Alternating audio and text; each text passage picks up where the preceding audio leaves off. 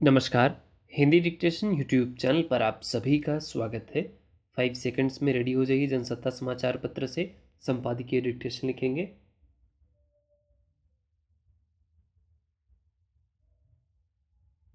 महानगरों में बढ़ते वायु प्रदूषण और उससे पैदा होने वाली परेशानियों के मद्देनज़र वाहनों के संचालन को नियंत्रित करने की सलाह लंबे समय से दी जाती रही है। अब तो जलवायु संकट से पार पाने के लिए तमाम देशों पर कार्बन उत्सर्जन में कटौती का दबाव है। इसीलिए पेट्रोल डीजल जैसे जीवाश्म ईंधन की जगह बिजली और सौर ऊर्जा से चलने वाले वाहनों को प्रोत्साहन देने पर जोर है। ऐसे में भारतीय पेट्रोलियम मंत्रालय ने सुझाव दिया है कि 10 लाख से अधिक आबादी वाले शहरों में डीजल से चलने वाले वाहनों पर रोक लगा देनी चाहिए। अगले 12 सालों में आंतरिक दहन वाले इंजन से चलने वाले दुपहिया और तिपहिया वाहनों को भी बंद कर देना चाहिए।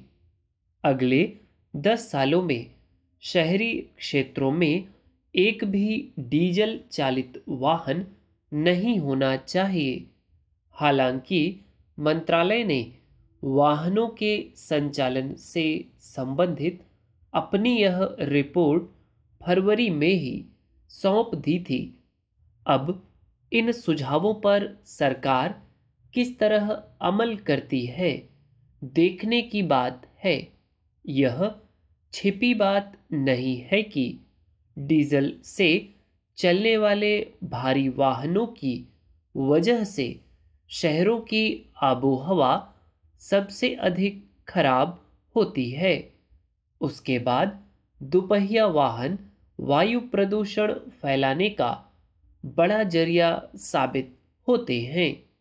अगर इन पर नियंत्रण कर लिया गया तो निस्संदेह काफी हद तक कार्बन उत्सर्जन में कमी लाई जा सकती है। शहरों में डीजल से चलने वाले निजी वाहनों पर रोक लगाने का सुझाव पुराना है, मगर हकीकत यह है कि आजकल जिस तरह बड़े वाहनों का आकर्षण बढ़ रहा है, उसमें डीजल से चलने वाली गाड़ियों का निर्माण भारी संख्या में होने लगा है। फिर सार्वजनिक वाहनों के रूप में बसों और माल ढुलाई के लिए उपयोग होने वाले भारी ट्रकों की वजह से भी वायु प्रदूषण की दर पर काबू पाना कठिन बना हुआ है। हालांकि महानगरों में मालवाहक वाहनों का प्रवेश निश्चित समय के लिए ही खुला रखा जाता है, फिर बाहर से आने वाले वाहनों को शहरों में प्रवेश करने के बजाय बाहरी मार्गों से निकाल दिया जाता है। फिर भी वायु गुणवत्ता में सुधार दर्ज नहीं हो पाता। भारत के कुछ शहर दुनिया के कुछ सबसे प्रदूषित शहरों में शुमार हैं। ऐसे में विद्युत चालित वाहनों के चलने पर जोर दिया जा रहा है।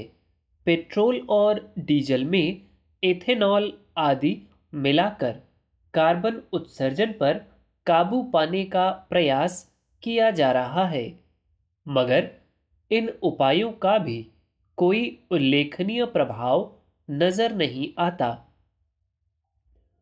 वायु गुणवत्ता में सुधार बड़ी चुनौती है और इससे पार पाने के लिए कुछ कठोर कदम उठाने को बुरा नहीं कहा जा सकता, मगर पहले वैकल्पिक व्यवस्था तैयार करना बहुत जरूरी है। आजकल वाहन हर किसी की जरूरत बन चुके हैं। दोपहिया वाहन सामान्य आय वर्ग के लोगों के लिए जरूरी साधन है। ऐसे में उन्हें एकदम से खत्म करना बड़ी असुविधा पैदा कर सकता है। हालांकि बैटरी से चलने वाले दोपहिया वाहनों को बढ़ावा दिया जा रहा है, मगर अभी उनके लिए जरूरी सुविधाएं उपलब्ध नहीं हैं और उनका उपयोग उस तरह लंबी दूरी के लिए नहीं किया जा सकता जिस तरह जीवाश्म ईंधन से चलने वाले वाहनों का किया जा सकता है।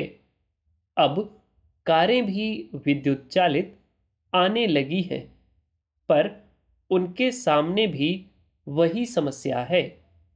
सार्वजनिक वाहन और मालवाहकों में डीजल की जगह कैसा इंजन लगाया जाएगा जो भारी वजन उठा सके, यह देखने की बात है।